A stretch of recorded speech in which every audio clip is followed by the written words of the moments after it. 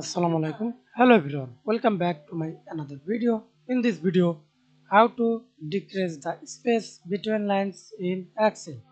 Okay. Now see this table with space. Now select full table and go to Home tab.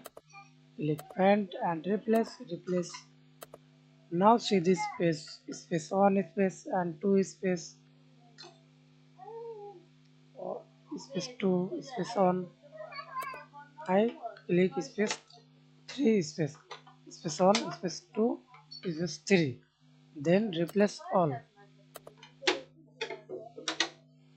Again space 1 space 2, then replace.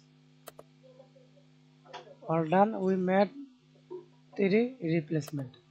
Now see this space 1 space 2, again space 1, replace. Okay. Thanks for watching video. Please subscribe to my channel, like, comment, share.